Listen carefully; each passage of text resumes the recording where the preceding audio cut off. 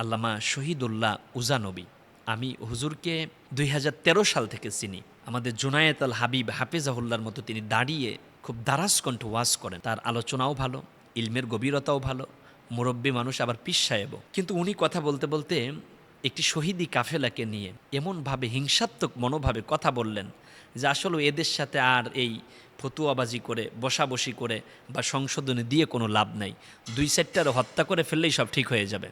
আস্তাগফিরুল্লাহুল আযীম। বাংলাদেশের মাদ্রাসা শিক্ষাধারার অনন্য এবং অন্যতম একটি ধারা হচ্ছে কওমি মাদ্রাসা। ঠিক কওমি মাদ্রাসার পাশাপাশি দ্বীন এবং আধুনিক শিক্ষার সমন্বয়ে গঠিত একটি অনন্য মাদ্রাসার নাম হচ্ছে আলিয়া মাদ্রাসা। আলিয়া এবং কওমি একসময় যেন একই সুতোয় গাঁথা মালার মতো ছিল। একসময় আলিয়া থেকে যাইয়েদ আলেমে দ্বীন বের হতেন, কওমি থেকে অনেক বড় বড় মুহাক্কিক, মুহাদ্দিস, মুফাসসির বের হতেন। কিন্তু কালের এই বিবর্তনে, কালের পরিক্রমায়, কালের পরিবর্তনে আসলে হঠাৎ করে কি হলো, কেন জানি মনে হচ্ছে যে আলিয়া কওমি সাপ এবং বেজির মতো হয়ে গিয়েছে। কিন্তু আমি আমার উস্তাদদের মুখে শুনেছি, একসময় ঢাকা আলিয়া মাদ্রাসায় যে উস্তাদ হাদিস পড়াতেন, তিনি আলিয়া মাদ্রাসায় ক্লাস নেওয়ার পরে ফরিদাবাদ মাদ্রাসায় গিয়ে তিনি আবার হাদিসের দার্স দিতেন। আলিয়া মাদ্রাসার উস্তাজ তিনি কওমি মাদ্রাসায় গিয়ে হাদিসের দার্স দিতেন। আবার আমাদের জাতীয় মসজিদের খতিব মরহুম মাগফুর আল্লামা ওবাইদুল্লাহ হক রহমতুল্লাহ আলাই, আপনারা যাকে সুরের পাখি বলেন, যার কণ্ঠের আজান আমাদের কলিজাকে শীতল করে, বাইতুল মোকাররমের এই খতিব আল্লামা ওবাইদুল হক রহমতুল্লাহ আলাই, যার কাছে নাকি ইলম নেওয়ার জন্য, হাদিস নেওয়ার জন্য ফরিদাবাদ মাদ্রাসা, অনেক কওমি মাদ্রাসার আলেম ওলামা এবং ছাত্ররা এসে তারা এই আলিয়া মাদ্রাসার চত্বরে ভিড় জমাতেন। তার মানে আলিয়া এবং কওমি কেন জানি মনে হতো একই ধারা, শুধু একটু প্যাটার্ন চেঞ্জ হয়েছিল, একটা কওমি, একটা আলিয়া। কিন্তু আসলে দিন যত যাচ্ছে আলিয়া এবং কওমির বিভেদ কেন জানি এত বেশি গুরুতর হচ্ছে, যার কারণে কওমি আলারা আলিয়াদেরকে সহ্য করতে পারি না, অনেক ক্ষেত্রে আলিয়া আলারা আবার কওমি ওলাদেরকে সহ্য করতে পারি না। কেন জানি মনে হয় যে কওমি মাদ্রাসার স্টুডেন্ট আলিয়া মাদ্রাসার মেয়েকে বিয়ে করবে, এটা জায়েজই নাই। আবার আলিয়া মাদ্রাসার কোনো আলেম কওমি পড়ুয়া কোনো ছাত্রীকে বিয়ে করবে, কেন জানি মনে হয় এটাও নাজায়েজ। মানে আমরা এক আলেম ভিন্ন ঘরানার কোনো আলেমকে সহ্য করতে পারি না, একেবারে এতটা কনজারভেটিভ হতে চলছি। সেই ধারাবাহিকতায় আসলে আমরা বিভিন্ন সময় সোশ্যাল মিডিয়াতে দেখতে পাচ্ছি যে আলেমরা একজন আরেকজনকে বাটপার বলতেছে, একজন আরেকজনকে টাউট বলতেছে, একজন আরেক গোষ্ঠীকে হত্যা করার হুমকি দিচ্ছে, একজন আরেক দলীয় আলেমকে আলেমই মনে করতেছেন না। এটা কি আলেমদের শান? আলেমরা তো হিংসুটে হবেন না, আলেমরা হবেন তাআওয়ানু আলাল বিররি ওয়াত তাকওয়া ওয়ালা তাআওয়ানু আলাল ইসমি ওয়াল উদওয়ান। একজন আরেকজনের কল্যাণকামী হবে। কিন্তু আলেমরা যে একজন আরেকজনের কল্যাণকামী হচ্ছে, এর কারণে জাতির কাছে আলেমরা এখন হাসির পাত্র হয়ে যাচ্ছে। আপনারা নিজেদেরকে হাসির পাত্র বানাবেন কিনা সেই চিন্তা করেন। আমি আলিয়া ব্যাকগ্রাউন্ডের একজন স্টুডেন্ট, আলিয়াতে দীর্ঘদিন পর্যন্ত আমার পড়ালেখার সুযোগ হয়েছে। আমি আমার আলিয়ার উস্তাদদের মুখে কখনো এই কথা শুনিনি, কওমিওয়ালারা ভালো না, কওমিকে তোমরা ছোটো করে দেখবে, কওমিতে আবার আলেম তৈরি হয় কিনা, এরকম কোনো ধরনের কোনো কথা আমি কোনোদিন আমার আলিয়ার উস্তাদদের মুখে শুনিনি। এরপরেও কেন আলিয়া এবং কওমির ভিতরে এত দ্বন্দ্ব, এত বিভেদ? একটু ভালো এবারত পড়তে পারলে আপনার ভিতরে অহংকার চলে আসবে। অহংকার তো এক ধরনের মাল, কারণ মাল শুধু অর্থ সম্পদ না, এলেমও এক প্রকার মাল। আর এলেম যদি বেশি থাকে, মানুষ চারি কারণে অহংকারী হয়। আপনি লিখে নেন, অর্থের কারণে, চেহারার কারণে, সম্পদের কারণে, আর আপনার এলেমের কারণে, জ্ঞানের কারণে। যেই এলেম আপনাকে অহংকারী বানায়, ওই এলেম আপনার দরকার নাই। কারণ এলেম তো মানুষকে বিনয়ী বানায়, এলেম তো মানুষকে দুনিয়াতে চলার জন্য অন্যকে প্রাউটি দেওয়া শেখায়। আর আপনি অন্যকে যখন প্রাউটি দিবেন, তখন আল্লাহ আপনাকে বড় করে দিবেন। কিন্তু আমাদের ইলেম, আমাদের যোগ্যতা, আমি ভালো আরবি ইবারত পড়তে পারি, আমি ভালো তাফসির বুঝি, আমি ভালো হাদিস পড়াতে পারি, এই জন্য কি আপনি অহংকারী হয়ে যাবেন? আপনার চাইতে একটু লো লেভেলের আলেম যিনি, তাকে আপনি আলেমই মনে করেন না। না, হয়তো তাকিয়ে দেখেন আপনার এলেম আছে, কিন্তু আল্লাহর কাছে আপনার চাইতে লো লেভেলের যে আলেম, উনি আল্লাহর কাছে অনেক দামি। তার মানে আপনার এলেম অনেক বেশি থাকতে পারে, কিন্তু আপনি আল্লাহর এখনও সেই মানের পছন্দের ব্যক্তি হতে পারেন নাই। তবে হ্যাঁ, আল্লাহ আপনাকে অবশ্যই চয়েস করেছেন, নতুবা তো আল্লাহ আপনাকে এলেম দিতেন না। সুম্মা আওরাসনাল কিতাব আল্লাযীনা ইসতাফাইনা মিন ইবাদিনা, আল্লাহর অগণন বান্দাবান্দিদের ভিতর থেকে আল্লাহ তো তাদেরকে পছন্দ করেন যাদেরকে আল্লাহ কোরআনের জ্ঞান দেন। ইন্নামা ইয়াখশাল্লাহা মিন ইবাদিহিল উলামা, আলেম ওলামা হচ্ছে আল্লাহকে সবচাইতে বেশি ভয় করেন। আর ইন্না আক্রামাকুম ইনদাল্লাহি আতকাকুম, আর আলেমরা আল্লাহকে ভয় করার কারণে আলেমরা বেশি মুত্তাকি। সুবহানাল্লাহ। আলেমদেরকে মানুষ এখনও হৃদয়ের সর্বোচ্চটুকু দিয়ে ভালোবাসে। আলেমদের কাছে মানুষ পরামর্শের জন্য যায়। আলেমদেরকে মানুষ এখনও সমাজের নেতা মনে করে। আলেমদেরকে এখনও মানুষ সমাজের সবচাইতে ভালো মানুষ মনে করে। কিন্তু দিন দিন যেটা হতে চলছে, আলেমদের প্রতি মানুষের আস্থা, শ্রদ্ধা, বিশ্বাস, ভক্তি, ভালোবাসা এগুলো উঠে যাচ্ছে।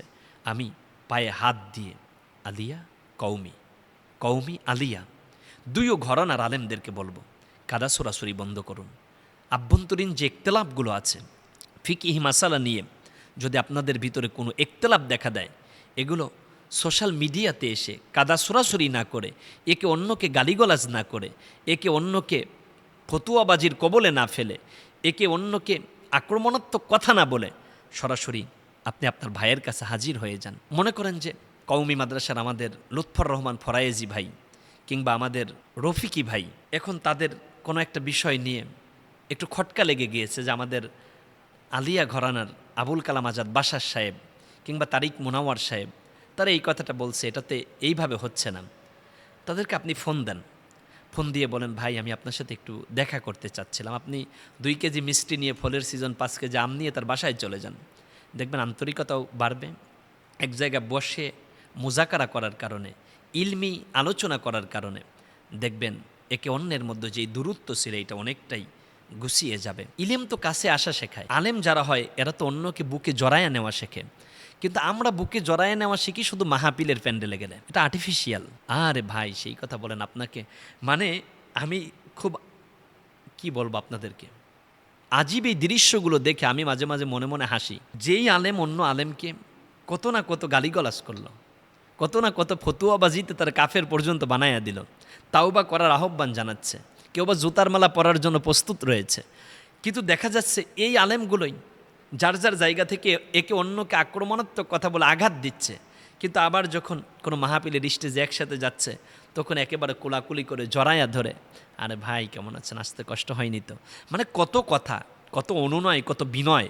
এই বিনয়ের জায়গাটা যদি শুধু মাহফিলের স্টেজ কিংবা আমাদের কোনো সেমিনার কিংবা আমাদের কোনো আলোচনা সভাতেই যদি না হয়ে সব সময় যদি এই পরিস্থিতি, এই চিন্তা ধারণা, এই ধ্যান ধারণা আমাদের ভিতরে লালিত থাকতো, তাহলে কোনো দিন একে অন্যকে আক্রমণ করে, একে অন্যকে হিংসাত্মক মনোভাবে পরাস্ত করার জন্য আমরা কথা বলতে পারতাম না।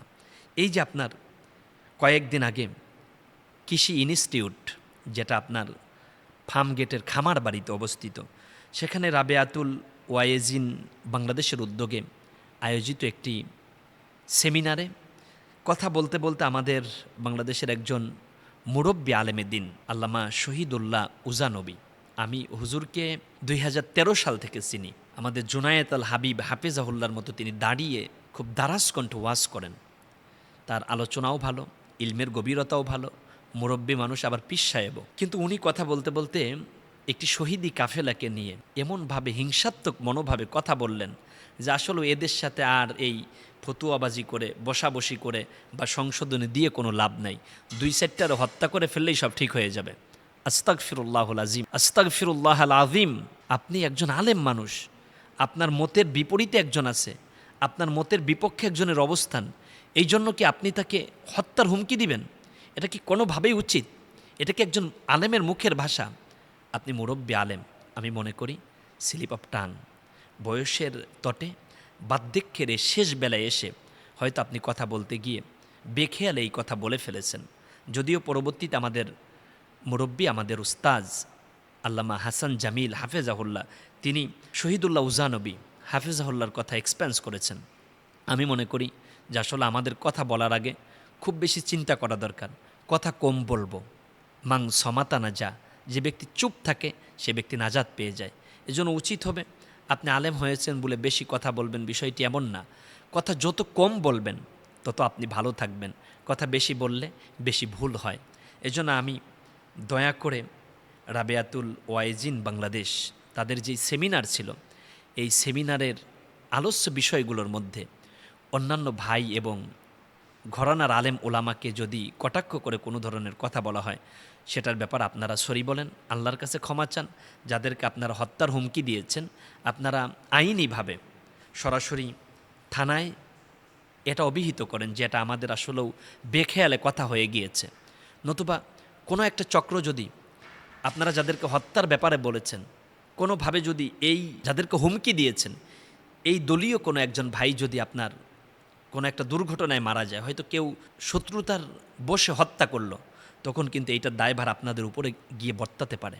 কারণ যেহেতু আপনারা এই ব্যাপারে একটা আলটিমেটাম দিয়েছেন, এজন্য আমি বলবো আপনারা যাদেরকে এ ধরনের কথা বলেছেন তাদের কাছেও আপনারা ক্ষমা চান, আল্লাহর কাছেও ক্ষমা চান, এবং রাষ্ট্রীয় একটি খাতে অর্থাৎ আমাদের থানা রয়েছে, আদালত রয়েছে, প্রশাসন রয়েছে, তাদের কাছে আপনারা এভাবে স্পষ্টত একটা বক্তব্য দেন যে আসলে এই কথাটা কিন্তু আমরা আমাদের যে মুরব্বী বলে ফেলেছেন, এটা আসলে তিনি ভুলে বলে ফেলেছেন, বেখেয়ালে হয়েছে, অসতর্কতামূলকভাবেই কথা বলতে গিয়ে হয়ে গিয়েছে।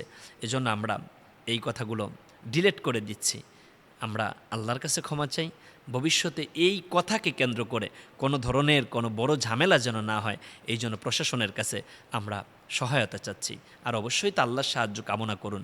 আল্লাহ আলিয়া কওমি সর্বঘরানার আলেমদেরকে তার রহমত, দয়া এবং সাহায্য দিয়ে ধন্য করুন। আমিন। আসসালামু আলাইকুম আ রহমতুল্লাহি ওয়া বারাকাতুহু।